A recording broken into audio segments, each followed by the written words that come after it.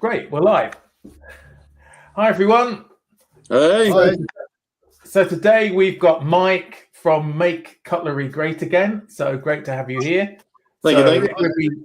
We'll be going through a few questions, finding out a bit more about Mike and his channel, showing a few knives as well, and maybe our poppies. I've got one that one of my kids made, so it's not that I'm too cheap to donate, but I thought I'd show that as well. So just a quick look just to see who's in. So I've seen there's a few people in the chat already. So we've got, of course, we've got Mike in the chat. We've got EDC in the chat. Great to have you here. We've got Sean's wife, Lynn. So that's great too. Great to have you here, Lynn. We've got who else have we got? We've got James Alton. That's brilliant. And we've got Tony Tensheds, Blading Wales. So great to have Tony here as well. And I think we've got, yeah.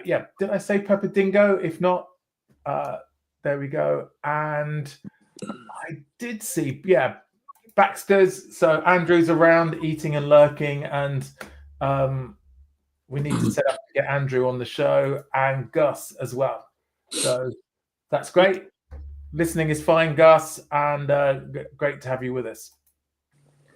So, shall we get straight in and show some knives? So let's do a pocket check. So what have you been carrying today, Mike? If we today being Sunday and a church day, and Sundays are usually a light day. My left pocket and one of my slips. This was the first one that I did, so it's not stamped with my logo or anything. It's a football that I cut apart and then did a leather, veg tan leather backing on it.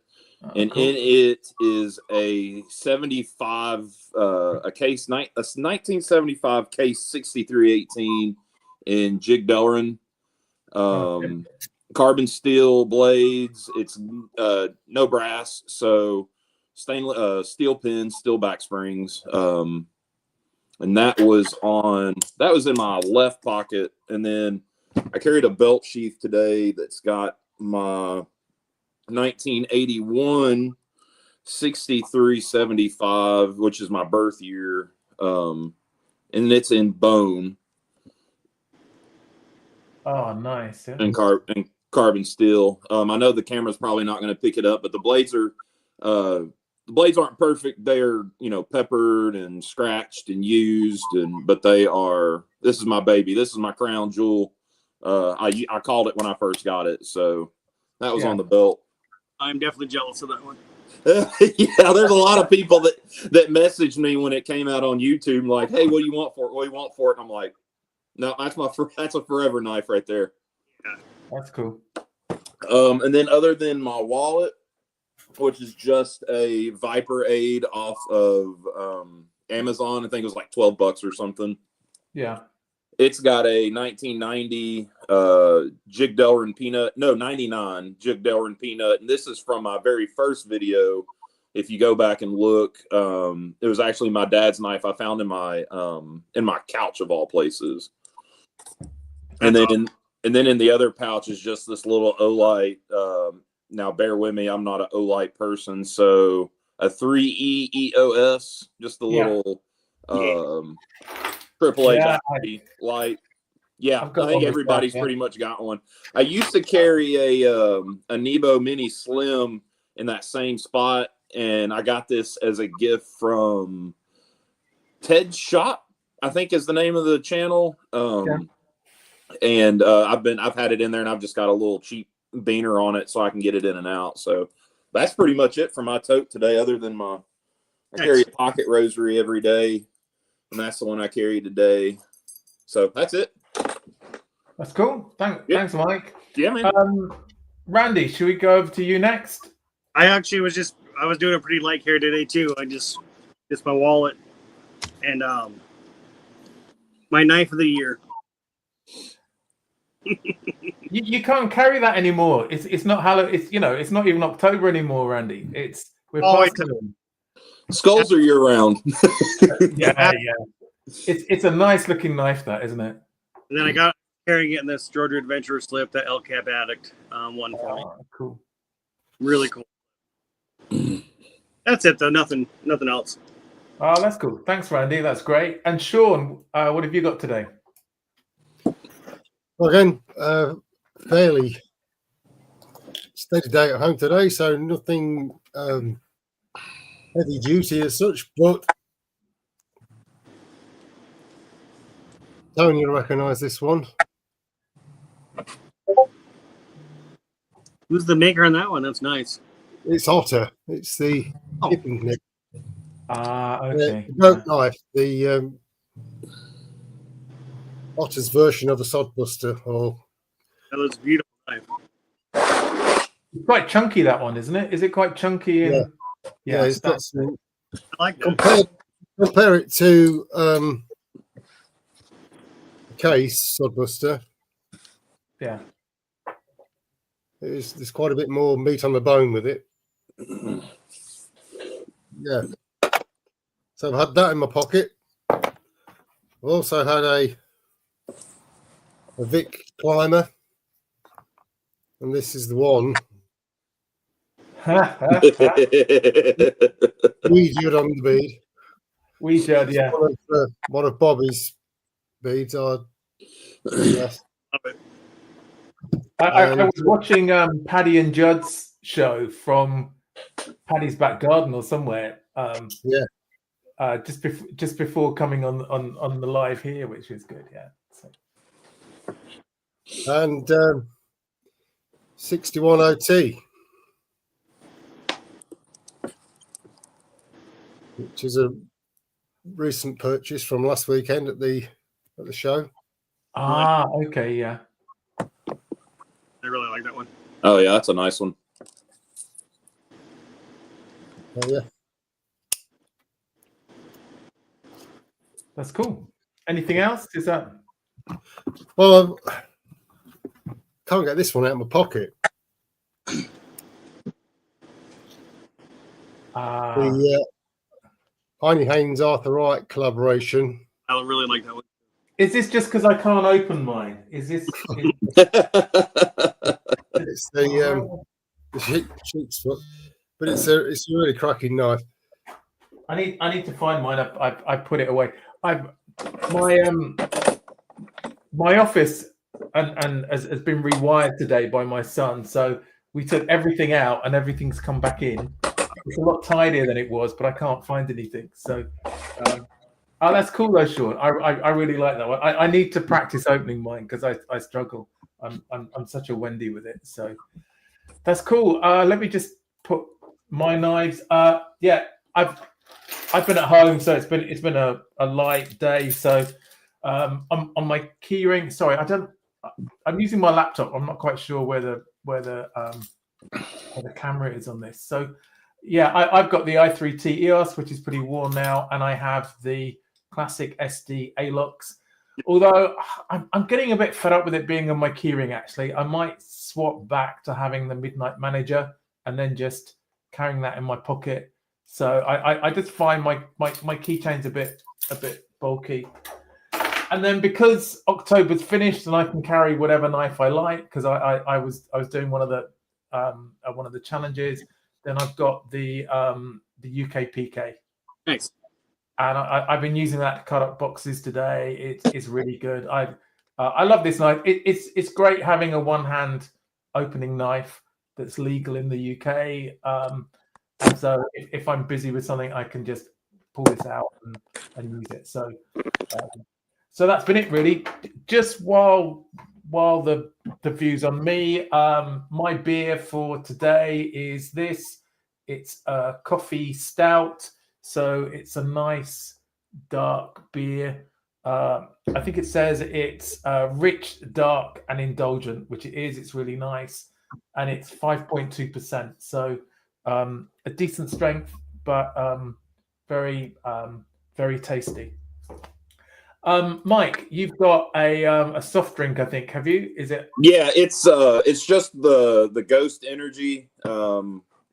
what is it? The cherry limeade, I think. And I've just got it in my Don't Tread on Me tumbler with my sticker. I got a few stickers on here. Jim Green boots, SMK, my tattoo shop. That's it. So yeah, that's what I'm drinking on. Just an energy drink. Nothing crazy today. Yeah, that's great. Thanks, Mike. Yeah. And Randy, what have you got today? I got kind of a bit odd of a drink for me. I got two actually, and they're kind of more like Radlers. It's a Modelo, but it's a Chelada. I don't know how to say that. It's a mango chili Chelada. and 3.5% alcohol. But I got two. There you go. What? Yeah, because in Mexico, I've had, is it called a michelada, which is like, it's like a Bloody Mary, but it's made with beer. Yeah. They have like a Clamato one. I cannot stand Clamato. Okay. No. Okay, thanks, Randy. That's great. And Sean, what have you got today? So today I have Ghost Ship. It's an Adnams one from Southwold. Oh, very nice. Yeah. Yeah, I've had those a few times.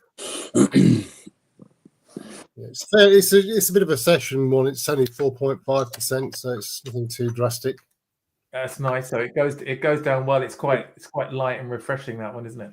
Like, that's great. So thanks everyone, and cheers. I hope people are joining in at home. Please leave a comment with what you're drinking, and it doesn't matter what it is, but I find it easier to talk if I have a drink, and I find it easier to listen to live streams if I have a drink as well.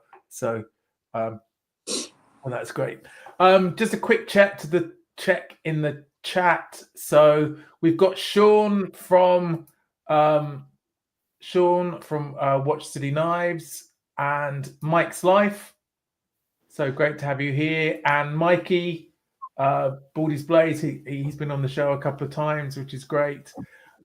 Great to have you in the chat as well. Chirk from the Netherlands. So it's a real international show today. It's great. And, good little turnout. Great to have Jason Beecher. So good to have you in the chat. That's great. I can't see Jason Beecher in the chat. There's something going on YouTube, and if we're in chats together, I can't see him. Oh, really? He's a moderator on my channel. Okay, cool. Yeah, I don't know what's going on with. I get some weird things. I get a lot of complaints from people who leave comments on my videos, and they get deleted. Yeah. Good to have Driver 38. So great to have you here. I think you've brought a few people with you, Mike, which is always good. Awesome. Good deal. And Marco and RH Blade and Shade. Yeah, it's a great grouping today. That's some of my Tennessee guys, and they're RH Blade and Shades from Tennessee. So fantastic. Like Driver 38. Yeah, Laney's in Alabama, I think, if I remember right. Cool. Yeah. Good. So, right, let's get going then, Mike. So, one of the questions we have was, do you remember what your first knife was that you had? I actually have thought about that since you sent the questions over to me a week or so ago. And as far back as I can remember, I remember I'd probably say 9 or 10 years old. I got one of the black handled Sodbuster Juniors with the stainless blade with the etching on the blade and stuff. That's as far back as I can remember is I got one of those. That's probably my first one. If not, it may have been, like a gas station knife or something like that. But as far back as I can remember, it was a case Sodbuster with the stainless steel and the etching and everything. That's a good one to start with. Yeah. I wish I still had it, because that would have been, from like 93, 92, something like that. Yeah. I think I lost so many knives when I was young. So I'm always envious of people who have their first. Oh, knife. yeah. And so before you had your own channel, what sort of Yep. channels were you watching? And I still watch them. I think my first foray into YouTube, I got into bushcraft probably, Lord, 10 years ago or so. And the entry drug for bushcraft for me was Joe Robinette. And like I watched him, anything he put out, I watched for years and years and years and years. And then I watch a lot of automotive stuff, a lot of motorcycle channels, stuff like that, on top of now all the knife content and stuff like that I watch.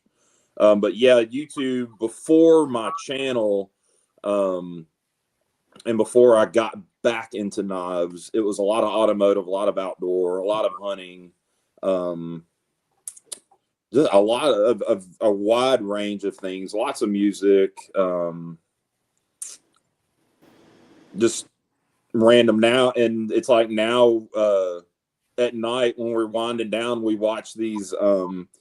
Best thing I can explain it is they're Vietnamese farmers, and it just shows them in their day-to-day stuff, plowing fields, building houses, just a lot of crazy stuff. And for some reason that's relaxing, and I'll fall asleep watching that at night. So. And like the tools that they use, that's what gets me, is some of the tools that they've got are so archaic, but what they come up with and do with these archaic tools is ridiculous. You know, it's crazy. I was watching it last night, and this guy, he built a house out of it. He got off of a tree stump, so he put sticks around it, and it was a beautiful house. And I'm hooked on those. Oh yeah, I watch a lot of that stuff. Yeah, they're cool. I mean, one of the channels I used to watch, which I think I said before, was Gadget Gus, who's in the chat. Yep. So it seems crazy that somebody that before I had a channel I used to watch and a lot, and then now I've actually met Gus a couple of times at the UK Sharp Show. So that's one of the the great things about this. So what made you start your channel then, Mike? So I initially, forever ago, pre-kids and all of that, I was going to do an outdoor channel, camping, bushcraft, just outdoor stuff. And my initial channel name, when I finally put a name to it, was Make Camping Great Again. And that started back in the first Trump run. Just a play on words, something fun, and never did anything with it. Kids, life, all that. Never filmed one thing, and that stayed like that for a while. And then I'd started getting back into the pocket knives and collecting, and was just kind of starting to get into cleaning them up, working on them, restore them, and had stumbled onto Kevin, the knife doctor, stumbled onto Tom at Knife Delights. Watched a lot of their stuff. And then I had either commented or something on Steel City Knives, and he gave me the suggestion of calling it Make Cutlery Great Again. So I'm like, yeah, that's a pretty good idea. So I did it. And I mean, it was still probably 4 or 5 months before I even made my first video. And I'd been wearing my fiance out about, I can do that. I could film that. I could do that. I do that anyways. And, just kept on and on and on. She was like, well, just go do it. Just go do it. Just go do it. And then I found that peanut in my couch, and she said, that's the knife. That's what you start your channel with. That's the story. Like, that's what you need to do. So I started it and then went down the rabbit hole, and here I am. and how long have you been going then with your channel? Not August of this year, I think. Oh wow, that's not long at all. No, not at all. I'd have to go back. I'd have to go back and look here, let me look.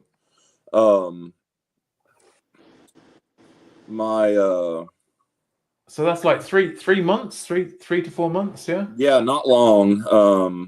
Rolled the videos 4 months ago. Yeah, my first video was 4 months ago. So Oh wow, okay. yeah. And what's your subscriber count? 774. I think I looked this morning. 76. That's good. That's yeah, really and good. I think that was this morning. I don't know what it would be right now. It took me 10 years to get to 776 is where I'm at today, right now. Yeah. So That's good. That's really good. So yeah, I look at it sometimes and I'm like, I don't get it, but then I do, like, because I'm the same way. Like, I like watching people work on stuff and yeah. guys that are entertaining and stuff like that. So I get it, but I don't. Like, I'm my own worst critic. I'm like, I don't see why anybody would want to watch me muddle through anything. That sounds like my channel. I muddle through sharpening videos and God, yeah. Oh jeez. And I have so many people telling me I'm doing it wrong. I think that helps the video to do well. Yeah. So, but I think I'm the same. I don't pretend to be an expert, but I'm just sharing my sort of journey with people as I go, as I get better, hopefully. Yeah. Yeah. I tell people all the time, I'm like, man, I'm just an idiot with a camera. Like, don't use my word as gospel. Like, I'm just an idiot with a camera that can post stuff. That's it. Yeah. I think I have noticed that people do like to tell you if they think you've done something wrong. You know, that they will get right in there. And oh yeah, lots of that. Oh, hang on. Yeah. So I've got Slippy's saying all wrong, which is pretty right, and Mike is saying, Mark, you're doing it right. I don't know what I'm doing right. I don't think you have to be too sort of slick. Just have a go and get better as you go. Yeah. I mean, that's all I'm doing. I just come out, I be myself. I do what I want to do. And that's pretty much it. If you like it, you like it. If you don't, you don't. Yeah. That's good. And so as well as having your channel, you were saying that you got back into sort of knives and knife collecting. So yeah. So, like all kids, always wanted pocket knives. My dad, my grandfathers, my uncles, everybody had a pocket knife. I always wanted one. In my earlier years, in my 20s, had some, don't know what happened to any of them. 20s were kind of a blur for me. And then just with my job, I came up as an electrician starting in 2000, the fall of 2000, stepped on my first electrical construction job, and then did that up until just a couple of years ago. So it wasn't indicative to carry a small Stockman or something like that. So I always had what I call beaters, something from Walmart, something that costs, 10, 15 bucks. And I had a slew of that stuff. Even some of the Klein stuff that you could get from the supply houses. And then just recently in the last couple of years, I have gotten into more of like an office role, in the county that I live in for the school district. And I was like, man, I can start carrying, a nicer pocket knife. Yeah. Don't need something with a pocket clip that I got to get out one-handed, stuff like that. And I had gotten some over the last 4 or 5 years. Grandfather passed away, got some of his. My father passed away, I got some of his. So I had kind of gotten started back into the traditional realm of it. And just fell back in love with it. Trading, searching for them, looking in all the antique shops, pawn shops, stuff like that. And then that looking for the deals snowballed into, well, I can get that and clean it up and make it look nice. And then I've got a nice knife versus trying to go out and find something nice. I look for the deal. It's something cruddy. It's, needs to be fixed or something. And then that's how I got into initially like wanting to do full on restorations, full polish, trying to get them back to new. And that's how I got into that. Now it's just it's snowballed into what it is now, I guess. Yeah. Have you got a couple of knives you can show us? Either ones that you? Yeah. Where do you want to start? I can show you. on my table, I can show you the newest thing I got, or I can show you the oldest thing I got. Well, do both. Do both. All right, I'll show you the newest thing I got because the oldest thing I got has a hellacious story behind it.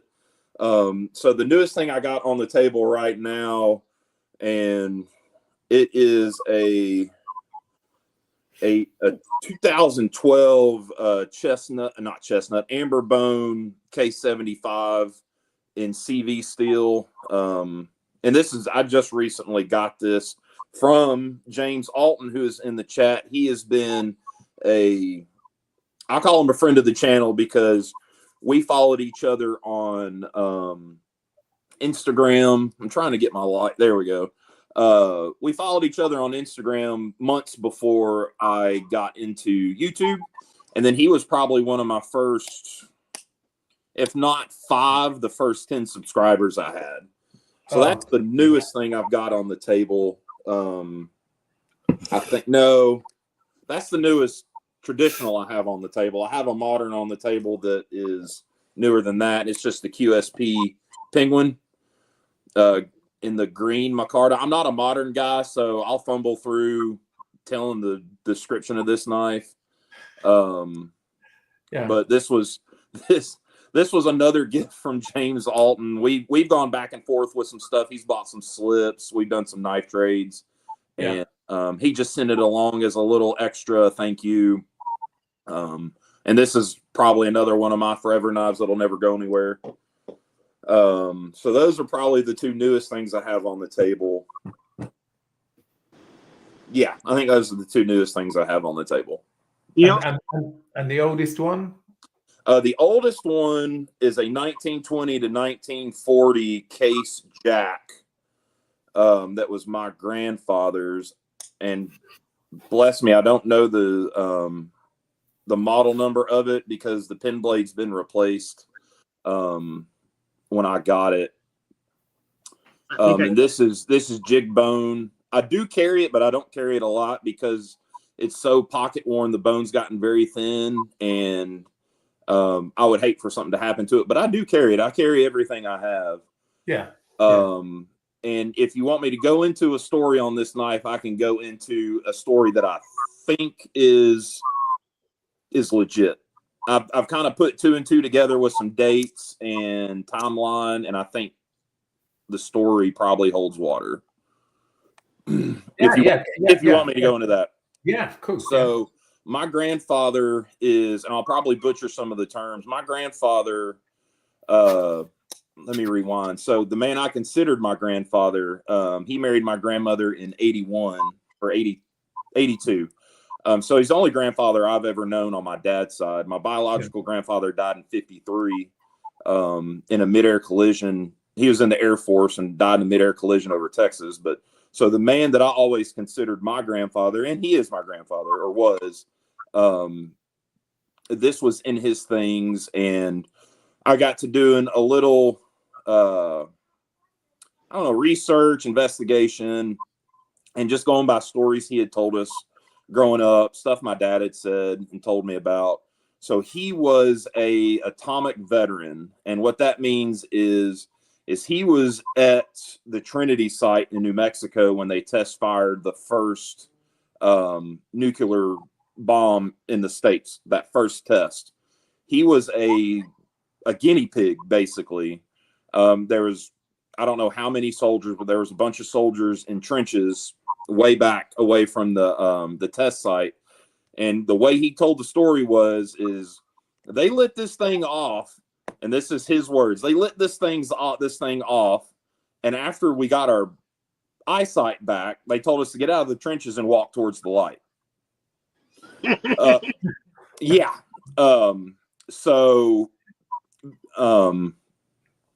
So if knowing my grandfather the way I did, this knife was more than likely in his pocket at the time. So that's one story attached to this knife that I've kind of put together concerning him anyways. And the other one is after he survives that, he gets stationed in occupied Germany after after World War II's over, and he is a radio operator and is working a relay station. And the relay station is in the back of one of those big covered wagon deuce and a halfs troop transporters. And it's in the middle of the winter. The thing's all covered. All those flaps are drawn and the truck's running. Well, the truck had a exhaust leak, and he had come about that close to expiring when they found him. And he had already, as he would say, messed himself. Everything had already come out when they drug him out of the back of the truck. And I would say more than likely this knife was in his pocket when that happened as well. So Not as bad as the Trinity. He told us as far as that Trinity testing is, they would go over them with with whatever that meter's called. Oh, Geiger counter, yeah. The Geiger counter. And they said, nope, you're still testing positive. Get back in the shower. And they just had like lava soap, and they would just scrub. And they'd come back out and they would test him again. He's like, nope, go back in there. I actually have some glass from the Trinity. Oh, do you really? Just little tiny pieces, but they used to make glory out of it. Yeah, that's cool. Asian burns. It was. Oh yeah, glass parking lot. Oh, it's crazy. It's crazy. Oh yeah, yep. So, Sean, have you got any knives to show us this week? Nothing new, but as Mike showed the 75, this isn't a 75, but it's a similar sort of size and similar pattern. This is a Zonigan made. Where are we? Let me see if I can get it in the light. Carl Schlieper. Carl Schlieper. Yeah. Oh, that's Carbon nice. steel. Wow. So yeah, it's just about the same size. Yeah. Got a ruler here. Let's have a look. See. So you're about 4 1/8. No, sorry, 4 1/4. 4 1/4. Yeah. Yeah, same length. Yeah. That's a nice size, isn't it? I like the fairly fat sort of sheep's foot on it. Yeah. So that's one I've had quite a while. Bought from one of the old knife forums here in the UK that's sadly now gone. It was second hand then, so I'm not exactly sure of the age of it, but yeah. I love that one. Yeah. I like the shield on that one. Yeah, it's a really nice shield, isn't it? Yeah, it's interestingly, it's got that kind of all-seeing eye. Yeah. Which is reminiscent of the Taylor's Eyewitness knives. Yep. Yeah. That's what I was actually going to ask when I saw that. Was that if that's what that was? You see, that's an old Taylor's. Yep. So you can get the light right on it. Yeah. Where are we?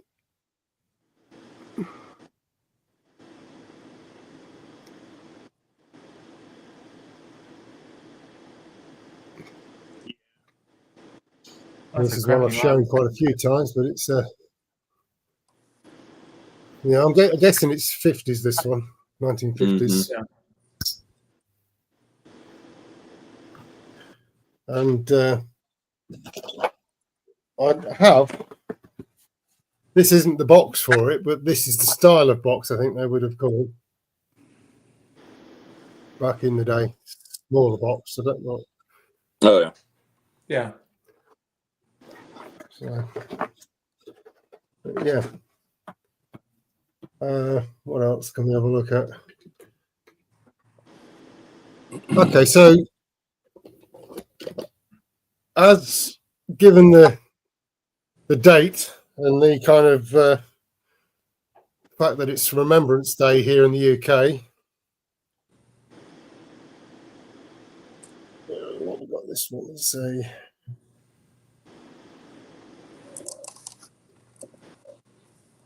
Oh, yeah. Charmy clasp knife from the 1942. That's actually isn't the one I thought it was. Can't see what the maker is on this one.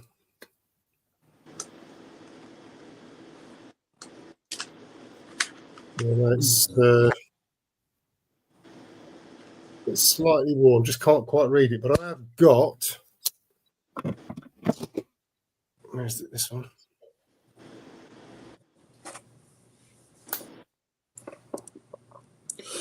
This is the Joseph Rogers version. Yeah. This is without the spike, without the marling spike, but it's 1943. Ah, cool. But it's got the Maltese cross and the star for Joseph Rogers on the tank stamp there. But these things are the solid knives. Quite chunky. Yeah. And then again, I think I showed this the other week, but it's I think it's 30s. Joseph Allen. This is a beast. It is, isn't it? That's really chunky. Wow. It's got that nice detail. It's got the decoration on the bail, hasn't it? Yeah. Mm-hmm. But it's That's awesome. it's a big old boy. But the snap on this. Choo. Yeah. That's not bad for the age at all, is it? That's good. No. Break your finger, then cut it off. If your rifle jam, just throw this at the enemy.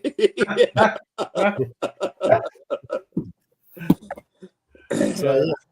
That's cool. Thanks, Sean. That's great. Randy, you got any knives to show? Yeah, but nothing new. This is the Sod Buster Jr. I just went watching that talking about. Was that the same? Yeah. I like that one a lot. And I guess good news, bad news is I'm giving away all my 1981 knives to some of my friends, but except for one. So that's my straight IXL. It's a 1981. And I'm debating whether or not to carry it. Carry it. Yeah, good. Carry it. Use it, man. That's why I got rid of the other ones, because I don't carry them. Yeah. Send them my way. I'm an 81. Thanks, Dave. I think I want you guys what do you guys think? Yeah. Like carry it or keep it? I think Jason's just it's just playing with it. He's saying keep the yellow Darwin. We know. But no, I'll show more later. But I just wanted to say that like they're gonna go. The other knives are gonna go over to some friends in the UK, and I think they're like them a lot. They're like new. That's cool. Well, and the nice thing about giving your knives away, it gives you a chance to find more, doesn't it? So yeah. I mean, I just have a box of knives I'm not going to use, and I'm not going to carry safe cleans. Give it to the people I care about. Yeah, I'm still looking for my birth year knife, but it's I find 1962. I find something right now. If you want, look on eBay and all. Yeah. I'll have to have a look. I'm quite tight though, so it needs to be a good value one because I think we were talking before the show. So the most I've spent on a knife so far is £60. So I haven't gone over that yet. I don't think so. No, it's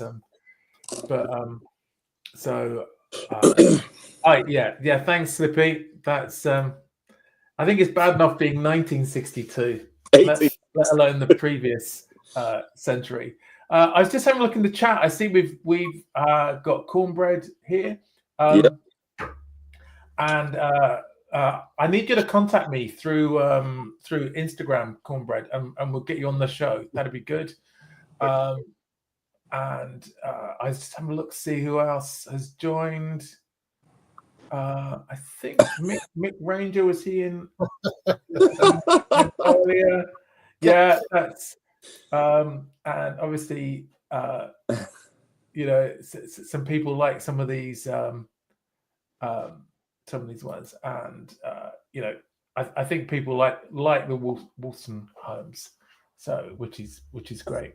Good to have Elan in the house as well. So is that true, Elan? I think. So anyway, it's great to have a lot of people in the chat, and Sean, show some comments if I. So this is a problem. So, but I think if I can get one of the British Army ones, the fairly simple ones, because they have dates on, and I've seen them 1955, just not 62.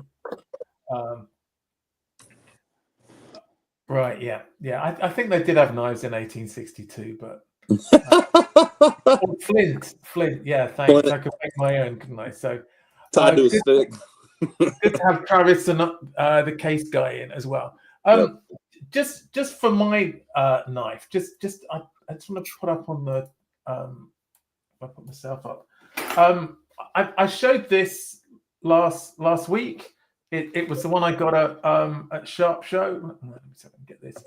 And it's a really nice custom, but I'm struggling to find out anything about the maker. So is that going to show? Nothing. It's all shut down. Yeah. It's hard to see. It actually on here it's got a lion with 3 stars over it, and and it says Moore and then Ireland. I think it's Davy Moore, but I really like this knife. So if anybody knows anything more about Davy Moore, if he's not with us anymore, or anything else, I can't find anything live, which makes me wonder if he's either stopped making knives or maybe stopped breathing, maybe. So, I couldn't think of a better way to put it. So, but if anybody knows, I might drop a note to Paddy, see if he knows. And I think what was that? I saw something from Randy about my this is my website because I Wendy's.com, because I have trouble opening my my Henry Haynes Arthur Wright. I shouldn't be talking. No, that's fine. That's fine. It's so sorry. When the chat moves, I'm not good at clicking on it quick enough. Yeah, so maybe maybe it was made by the Leprechauns. Okay. 1 second. Mustache. Yes. I haven't got the best camera here, but I just look badly shaven, I think. But I am growing a moustache. It's going to be white because my hair's white. I'm growing it for Movember, and Randy's put my Movember donation page. So if you don't know about Movember, and I think most people have, but it's a charity focusing on men's health, both physical health and mental health. And for this, I'm growing a silly mustache. So hopefully people ask me about it, and then I tell them about the charity. They do a lot of work related to prostate and testicular cancer and also mental health. As well as growing this moustache, I'm trying to do 60 kilometers in November, 60 kilometers dog walking, so sort of extra walking. I'm about 24 kilometers in, so I'm doing okay with that. I also have a team where I work, and we have 11 of us growing moustaches, and a similar number doing the move as well. We hope to raise at least £1,000 ourselves, and I also have cash match through my company called AB Maori, so which is really good. So what that means is that you don't need to donate a lot of money. So if you can donate the price of a cup of coffee or a beer, just in miss having a beer, $3 or $4 or £3 or £4, and then the great thing is that gets doubled my company. So as I say, the target is £1,000. If we reach that, I'll be happy. And I'll be putting this up a couple of times on my channel and in the live show. So check it out. If you can donate just a cup of coffee, then that would be great. Thanks, Kirby Creek. I think you know this guy because I've seen. Yeah. Yeah, that's cool. That's so right, that's enough. Thanks for that, Randy. Thanks for reminding me. And as always, a big thanks to Randy for moderating for us as well. So, yeah. So then, Mike. So you're mainly into traditionals, yeah? Yeah. Yes. You were saying. So which makes do you make? So when I kind of got started back into it, I was looking for best bang for my buck, and at the time was a single dad. Me and my son, and then my daughter, me and her mom split her 50-50. So looking to get back into traditionals, at the time I was looking for $20 and less. So eBay and stuff like that. And I stumbled upon the Frontier line of Imperials and got my first one, fell in love. And now I've got, I don't know, 30 or 40 of the American made Imperials. I hadn't gotten any of the Ireland made ones yet, just because every one that I find, the blades are gone, like they're wore out, broke off. So I haven't found the right one to get. And that just not being made in America won't stop me, because my family originates from Ireland. So that actually means a lot to me. So I started with the Frontiers, and I've got a couple. Actually, I'm just going to show probably one of the hardest ones to find. And this is a 1 year only from Imperial, and it's a muskrat. And this is a 44 P4. And as far as I can tell, they were only made in 76, the muskrat pattern. And they came in the black and the Jig Delrin, and I think the yellow, but they only made them for 76. This was an amazing trade from a subscriber. And I restored it on the channel. And this was, from my research, Imperial did this to compete with the 77 OT. So it's bigger by like a 1/4 inch, and it's a little it's thicker. The blades are a little heftier. They only made it for 1 year. So, so I got into the Frontiers. And then I've got all of the black ones, and they're called the black gunpowder. And they go all the way up to a big folding hunter. This isn't the black. This is the double eagle folding hunter, but it's that same size. Everything, all the American Frontiers were made by Camillus back when Camillus was in their heyday and making just absolute tanks of knives. So there's the black ones, and then there's the Jig Delrin. And these are, some of these you can get, and it's really hard to tell if they're bone or not. But they're all just a Delrin material. And this one's a little more worn than I thought it was going to be, but it's a great user. It still has amazing snap. Yeah. And they've got good size spay blades, or good size sheep foot. The secondary blades are good size. They're not as big as like a 75, but still a great knife.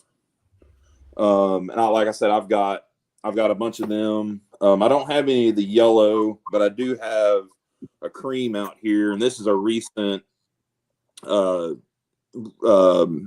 preservation job, because I started really getting into leaving the story on these knives, the patina and all of that.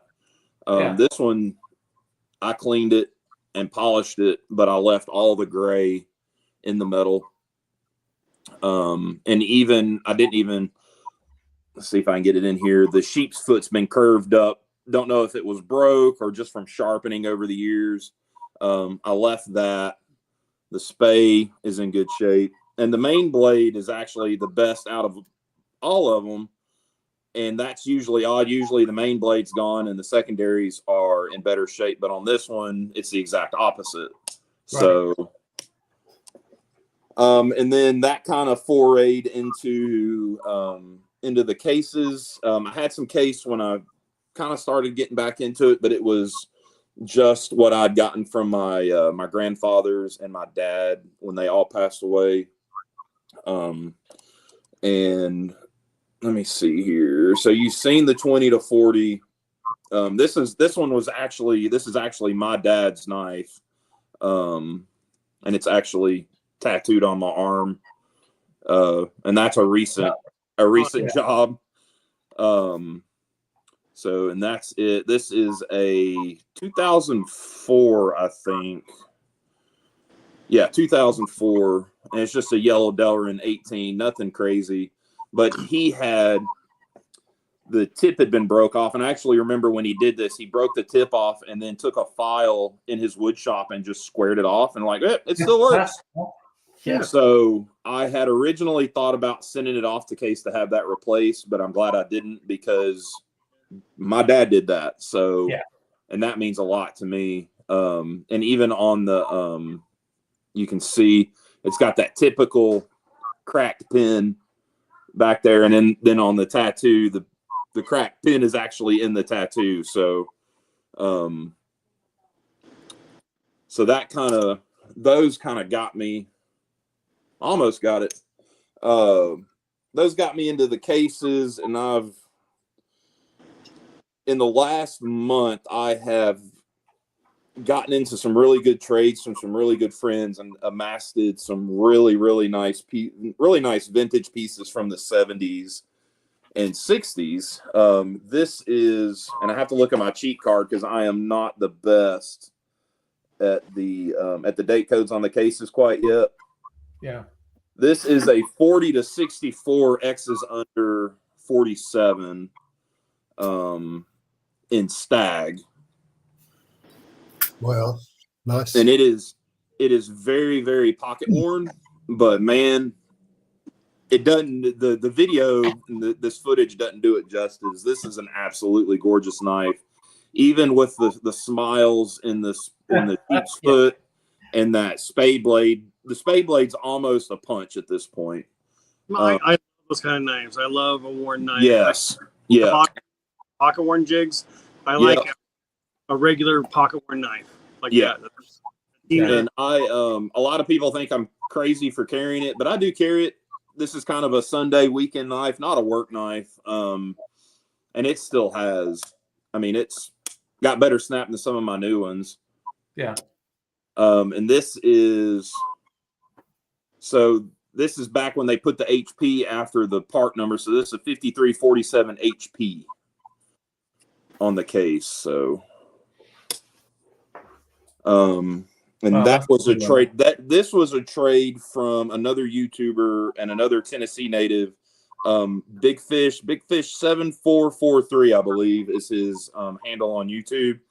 Super, super awesome guy. Made me an offer on a trade. I didn't want to trade the knife, and he put a trade together I couldn't turn down. So, do you want to see more or? Yeah. You'll have to tell me. No. Just keep going. Just keep going. I don't have many. I only have 2 case knives. All right. So I'd rather see some different ones. It's great. Yeah, all of my cases out here, I picked these mainly because they come from good friends or trades within the community that I wanted to shout out on the channel as well. So this is. See if I can do this without cutting a finger off, because this thing's got snap. This thing will cut your arm off if you're not careful. That's what people come here for, though. Yeah, I know. No, they don't, Randy. It's just your channel. They do. So this is I think this is either a 70 or 71. I can't see the dots well enough. This is a jigged red bone 32 pattern. And this was a trade from his name is Chris, and he is upstate New York blade collector on YouTube. And this one is absolutely, I didn't do anything to it. It came to me, and all I did was hit the bolsters a little bit, and just how most of us are, you get a knife in trade. Doesn't matter if it's as sharp as a razor, you got to touch it a little bit to make it yours. And that's all I did. This thing was absolutely gorgeous when I got it. It's got blade peppering, which I love. You know, it shows the age of that knife. And this thing is an absolute. Wow. And then all the blades on the early 72s all have half stops. Right. Okay. So, I mean, and it's. I found a 72 just like that, a little bit more worn. Yeah. No, it was like I got it for $2. Oh God, that's good. I gave it to Jersey knife guy. Oh yeah. And then this one, the next one, and this is the only one I have in this pattern, and this is a 1990 Copperhead. And it is stainless. I'm not a stainless guy, but this came from Jason over at Ozark Boy. I purchased this from him, and he gave me such a good deal that I couldn't turn it down. And it meant a lot because when he got this, it did not look like this. Jason is a whiz at sanding. He'll sand them down. He'll start at 400 and work his way up through like 3,000. And it still has, there's some really heavy scratches in this main blade. I don't know if it'll pick it up or not. But other than that, I mean, it's like brand new. And this is in curly maple. Curly maple is beautiful. What's that? It's beautiful. I love it. Oh yeah. Gorgeous knife. And this is a 7249. And the 7 dictates. I forget what the other option was for the 7. I got my case cheat card. 7 is curly maple, rosewood, or smooth laminate. So this is the curly maple version of that in stainless steel. Another case from an absolute great YouTuber. And then I was just seeing a note from Slippy says, you know, he likes to leave the history there, just clean. Yeah, I used to polish them back to new or better than new. Like this one. This was this one was rusted solid when I got it, and when I initially did the cleanup on it, I completely polished it to a mirror, but it has since picked up patina from use. And this is a Frontier full-size Stockman. 4434 is the part number on that, or the model number. Yeah. But I have since let it patina, pick up the peppering back, and all of that. So that's cool. One more case. Yeah. Let's do that, and then we'll do the keep, carry, scrap movie. Yeah. I'll do another one. This is actually a interesting story on this knife. So this is just a yellow Delrin Trapper. Picked it up on eBay probably back in January of this year, and I got it because the main blade was broke. It was broke off like right there. And I got it for, God, I don't know, $10 or something. Had the box. It was a 2012. So I sent it off to Case for a new blade, and I knew it wouldn't be the right tang stamp. So I got it back, and it's got a 22 carbon CV blade on it. So it's a 2012/22. And the spay is the original spay blade, but it took almost 6 months from the time I mailed it to the time I got it back to get it back from Case. Right, yeah. But I carry this. I tell people that I carry this in secret because I don't always show it, like on my Instagram or, you know, in my shorts, but I usually carry it in a pancake sheath on my belt, just for everyday use. Yeah, I've got one similar that Kalen, Gunslinger Cal sent me. Yeah, man, he's got. Have y'all seen any of the his lives in the last couple of weeks, where he's shown what he's putting on eBay? Yeah. Oh, man. If you got heart problems, don't watch it. Well, let's. I've got some. I've got some interesting cases in the keep, carry, scrap. Just before I go to that, I just wanted to say a couple of thank yous, really. So, big thank you to Slippy, who's donated. That's brilliant, and Mikey as well. So, thanks for that, Mikey. I didn't need. His first offer for a donation was something a little bit different, and I can't find it now. Probably just as well. Yeah, I think it is. So sometimes I don't read the comments properly before I highlight them. But anyway, thanks for donating, Mikey. That's great. I was just seeing. So Kalen, and good to have Mike here with a shout out to Kalen as well.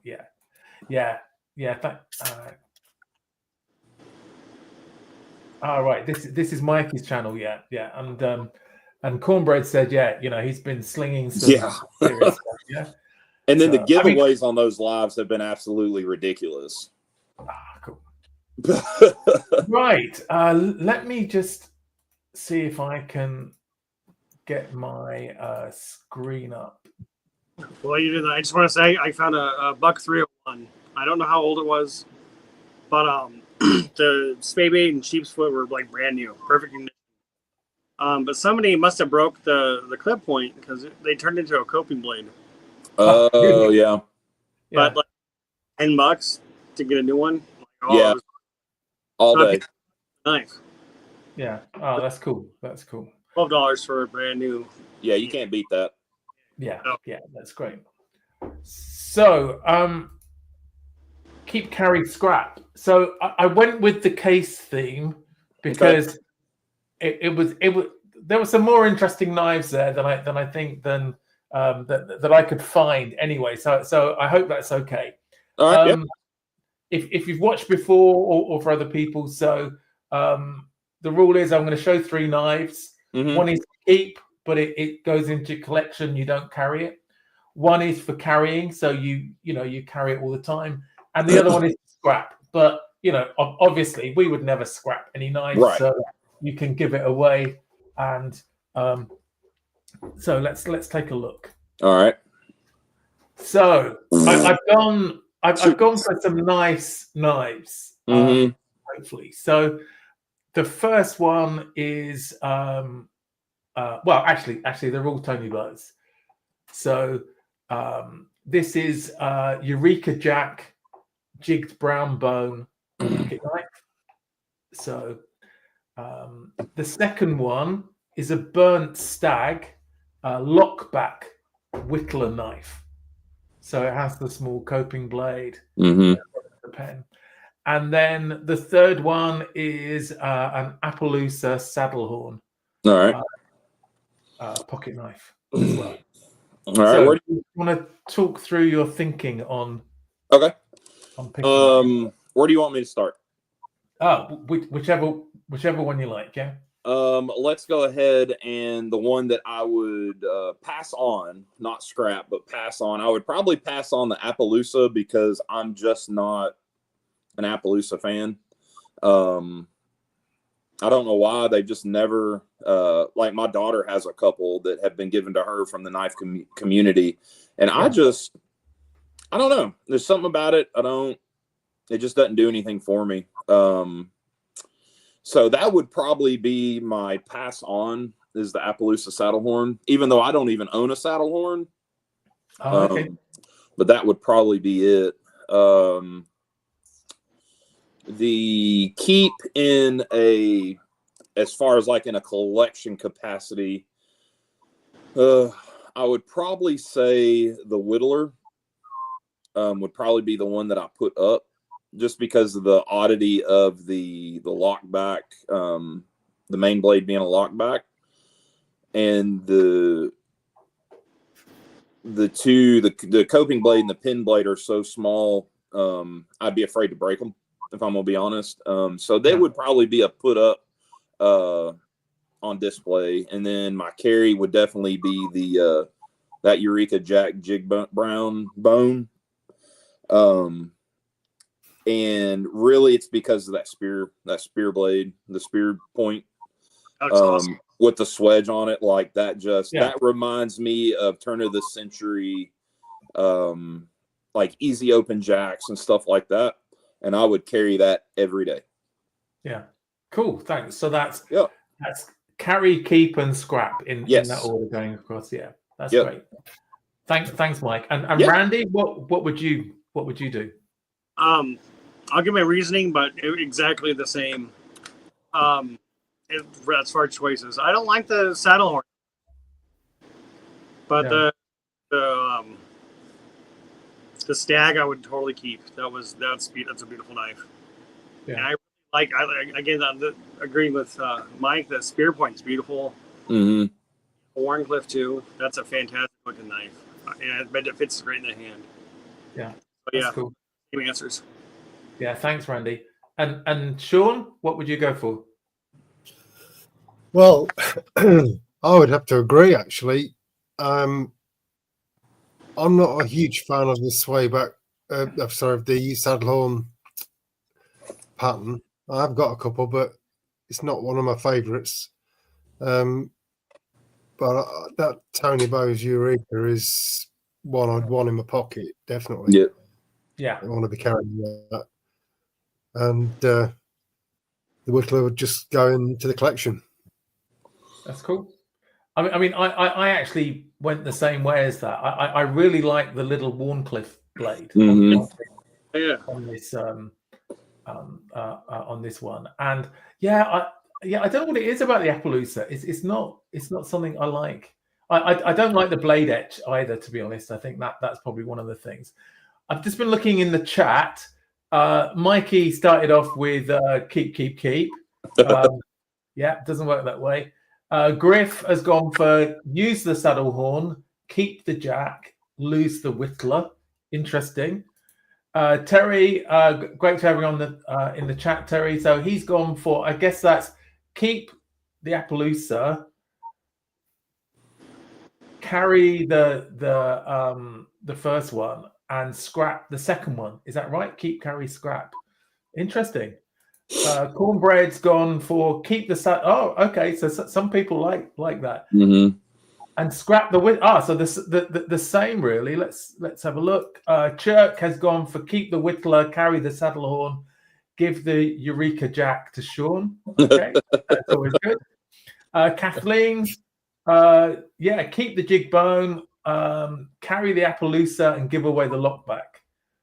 Jason, ditch the Whittler, carry the Eureka Jack, and put away the saddle horn. I think, and Kirby Creek has gone for keep the Eureka Jack, carry the Whittler, give the saddle horn away. So interesting, right? So let me just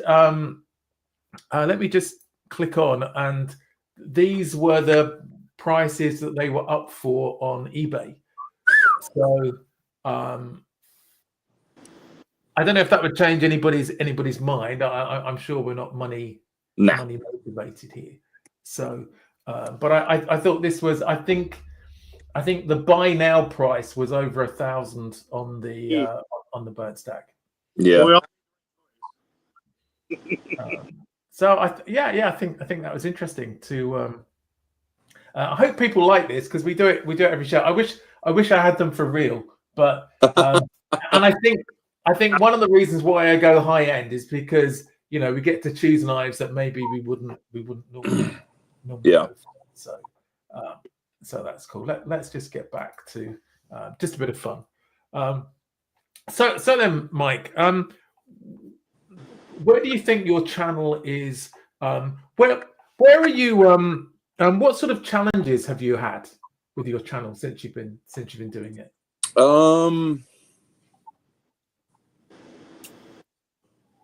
Probably not. When I first started, I kind of did what everybody else was doing. And I don't know if I did that just for a security thing or just didn't know what else to do. Never done anything like this. And then I just me being me, it wasn't and I don't want to put this off like what everybody's doing is, you know, wrong or whatever, but I've never been I've always gone against the grain, I guess, and wanted to do more.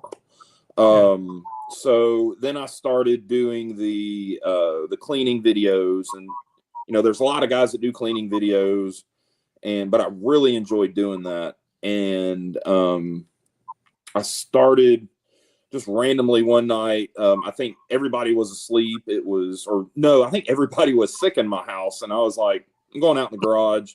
I'm gonna film some content. And I was like, you know what? Let's just do a live. And during that live, I cleaned a knife in the live, and I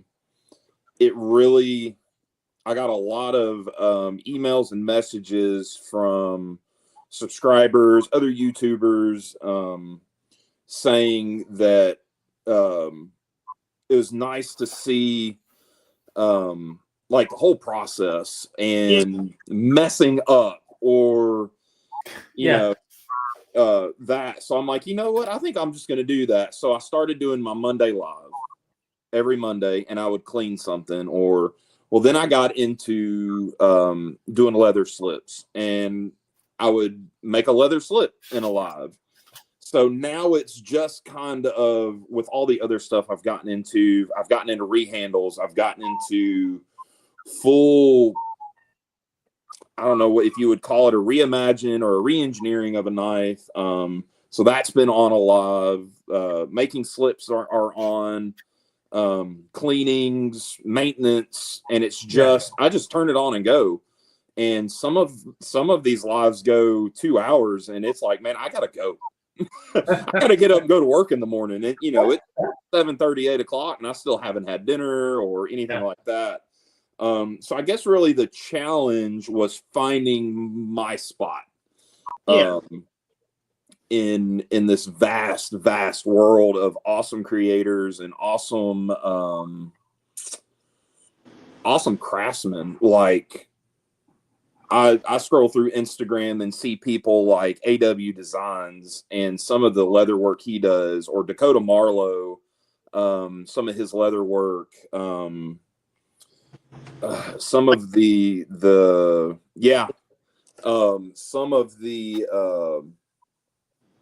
was it Slip Joint Spa on Instagram that does some phenomenal rehandles and reworks of knives. And it's just trying to find my groove in that and making my own way.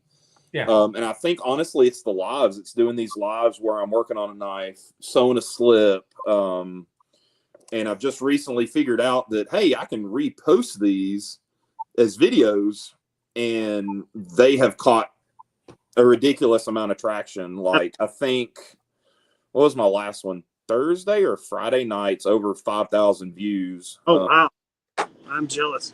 The one before that was the same way. And that's just views. That's not watch hours. Views could be somebody clicked on it and said, nope, not watching that, and they go.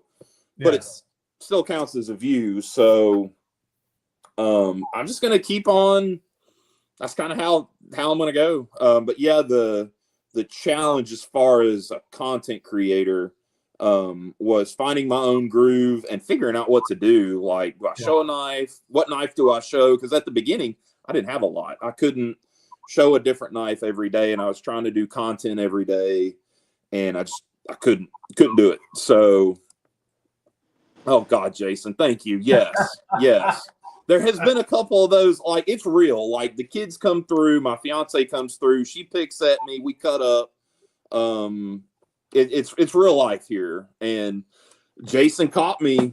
It was it was one of those days, and everybody has money struggles, and Jason decided he wanted to bless me and bought a bunch of slips. And Awesome. I mean, that put groceries on the table that week. Like, I mean, I work a full-time job, but kids and bills and everything else. I mean, it is what it is. So he just caught me, and I cried right there in the live like a baby. Like, just is what it is. I ain't,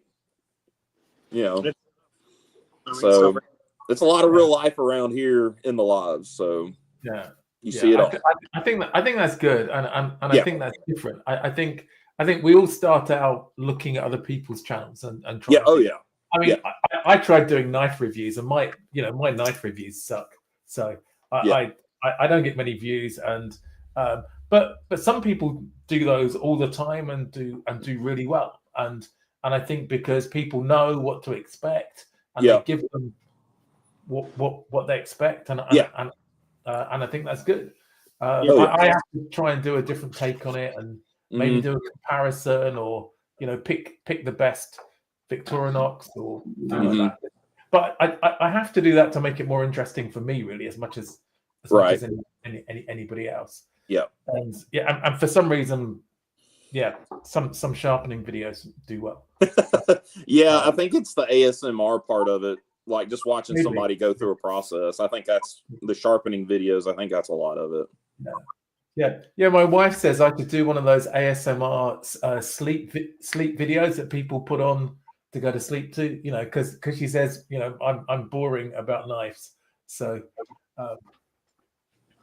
I should just record maybe 2 hours of just me going through all of the knives in my collection.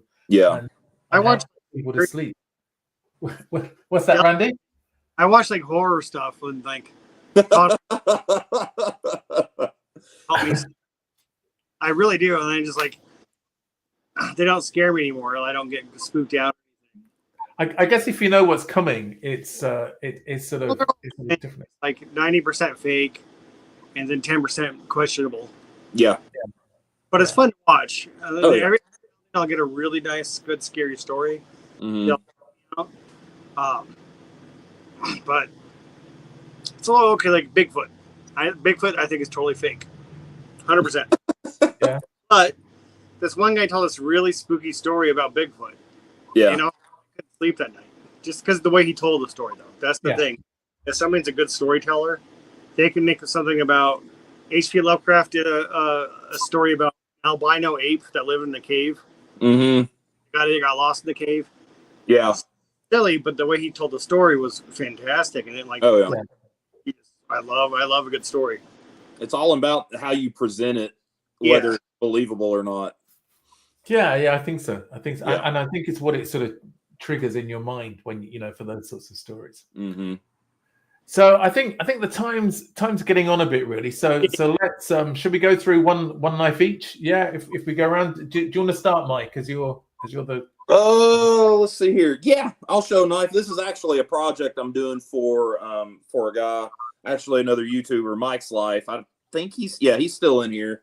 I'm in the process of finishing the sheath for it, and there's no belt loop. This is just going to go in a bag. So this is a recraft, a full recraft. This used to have a big upsweep. I forget what the model number for the Uncle Henry is, but it used to have this really massive upsweep, and I took that out and reprofiled it, cleaned it up, and the tang was broke probably here. We did this is a full stag, actual stag from the butt end of the antler for him. And I'm about done. The knife is done other than a last cleaning, and just got to finish the sheath up and it'll be ready to go. But this is kind of the stuff that I am kind of wanting to push the channel towards, is custom work. So, and this is genuine Middle Tennessee whitetail deer antler. So that's my line for the night. That's wonderful. That's cool. That's really And cool. then that's the sheath, and it's in there. Oh, that's that's great. That's great. And Randy, what have you got? Last knife to show? Well, when Mike was talking about Imperial Ireland, I just figured this Oh yeah, fantastic condition. This is a gift from Mike. I wish I would have known you wanted one because I had a really I got rid of. But I'm gonna send you a rough one that needs covers, and you can just keep that for yourself. Sweet, brother, appreciate it. But yeah, this is a beautiful gift from Mikey. Yeah, that's a gorgeous one right there. Those campers are hard to beat. Brand new. Yeah, that's awesome. And Sean, thanks, Randy. And Sean, what have you got? So I've got an old Sheffield stock one. Nice. Hang on a minute. Yeah. This is let's have a look, where are we? If I can work out what I'm doing. Probably can't see, but it's HM Slater. Okay. It's not going to show, I don't think. Yeah. 2 back springs. Oh yeah. Brass liners. It's 3 7/8, I think, long, the handle. Mm-hmm. Yeah. You still got your spay and your sheep's foot and the clip. Still got plenty of life in it. So yeah. What's the handle material on that, Sean? So it looks like wood, but I believe it's a jig synthetic. Okay. Of some kind. Yeah. Well, it looks awesome. That's a nice knife. There's also a 4-bladed.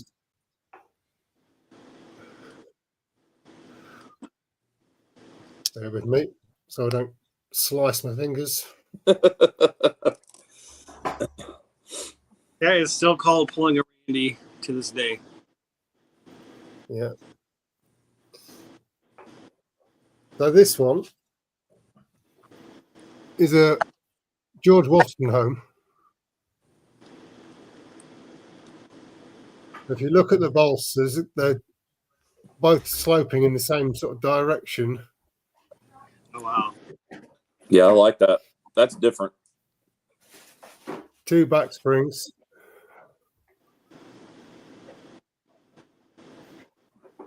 Again, you've got it's almost like a ram's foot there. Yeah. And a coping blade. And then, of course, a spay. And then the clip. Gorgeous knife. So, that's awesome. And also, if you look, it's got the easy open notches, just kind of subtly done, so they're not easily seen from the outside. Yeah. You can't sort of pick them up. But yeah.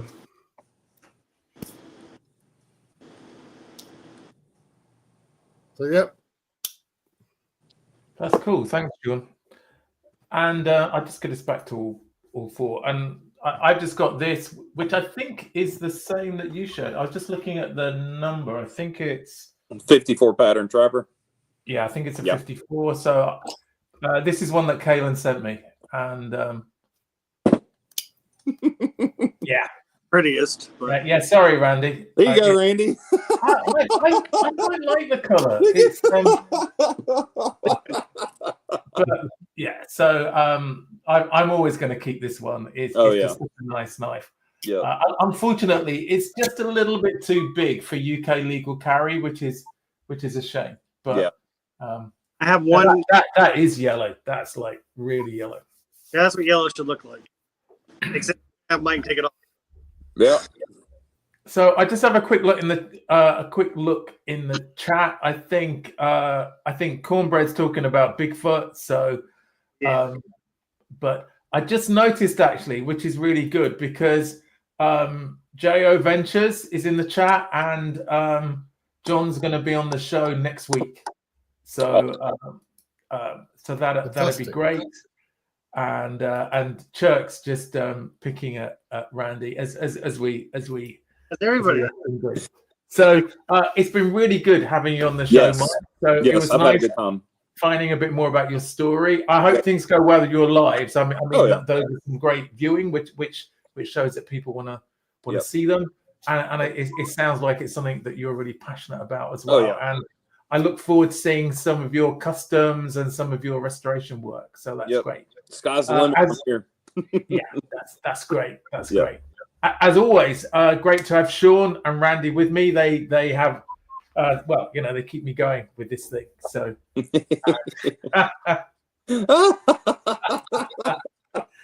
and just a reminder that it was sort of Remembrance Sunday in the UK.